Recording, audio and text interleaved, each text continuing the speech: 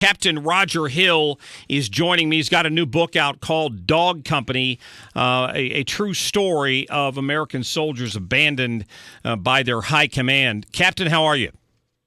I'm doing well, sir. Thanks for having me on. Well, I appreciate the opportunity to talk to you. I saw that you had done an interview on Fox News, I believe it was just the other day, and wanted to get you on here and just find out more about your book. But first of all, tell us a little bit about yourself and your service.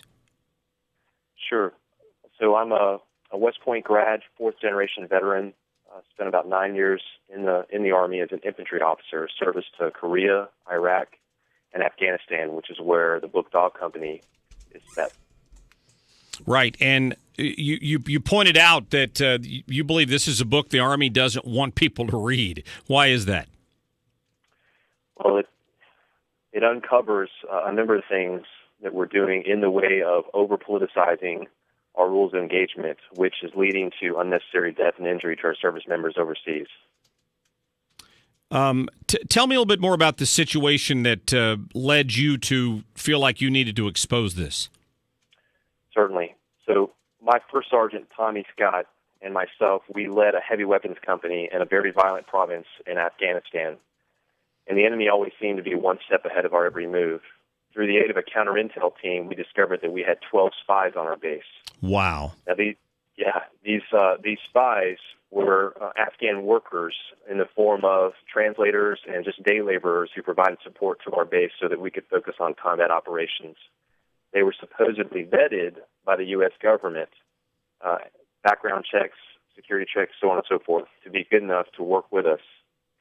My command, even after repeated attempts by my company to have these spies removed, my command refused to pick these guys up and prosecute them, as was their responsibility. Also during that time, I was receiving credible intelligence that the enemy was planning a large-scale attack against my base. So my first sergeant and I interrogated these spies. We planned a ruse, which included firing a weapon into the ground to make some of the detainees think they were going to be shot, which led to an investigation, the investigation to a hearing, and then a number of us being drummed out of the military. Why do you suspect that the military was so protective of this system that was set up? Why wouldn't they have been more proactive? It seems like a no-brainer. Well, if you talk to any troop that's been in Afghanistan and even Iraq in recent years, and you ask them about the detainee management system of either one of those theaters, you will often hear them refer to it as the revolving door policies or catch and release policies. Especially over the last administration, we became well known for catching bad guys with incontrovertible evidence against them, such as in this case, and then putting them back on the battlefield. And I think a lot of this has to do with the sensitivities at the national level, where there was a lot of political football being played over Guantanamo Bay, and whether or not it was appropriate to keep people indefinitely. But the way that trickled down to the folks on the battlefield was we would catch bad guys in firefights, and this is demonstrated in my book, Dog Company, or catch spies in this particular example that I just gave, and there would be pressure on the lower commands to simply release them as opposed to hanging on to them. Wow. Well, were you actually charged? Were you prosecuted in a tribunal? I was court-martial charged originally, and some of these charges got peeled back, but the initial charges were war crimes, believe it or not, psychological torture. And that's for your interrogation of these individuals? Right. And if you look at the laws of warfare as they stand today and have stood for decades, running a ruse is not illegal. However, what's happened, and this is the over-politicalization of our rules of engagement, is our country and a lot of other countries have tried to apply the rule of law as we live it today in the U.S. to a combat zone. And they've gotten pressure from the global community. They've gotten pressure from other Western states. They've gotten pressure from sort of the liberal, progressive, group within our own societies to do this when it's totally inappropriate. And applying that sort of pressure, applying the rule of law in a combat zone is what's getting our people killed and hurt unnecessarily. Well, I've been complaining about that for the longest time, and this last administration just was so proactive in in their effort to try to turn the military into some sort of a social petri dish.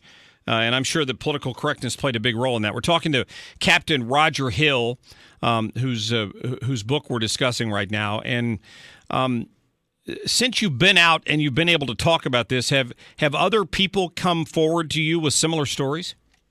Oh my gosh! Even just today, I've been getting all sorts of Facebook.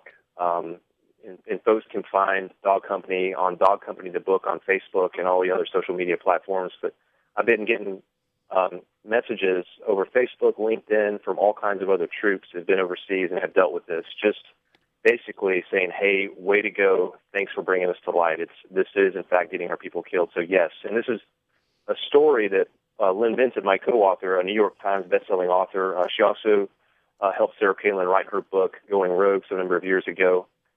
She and I have been working on this for 7 years, so we've uncovered a lot of stories of this nature over the course of our research in writing Dog Company. Well, let me tell people how they can get their hands on it. Dog Company, a true story of American soldiers abandoned by their high command.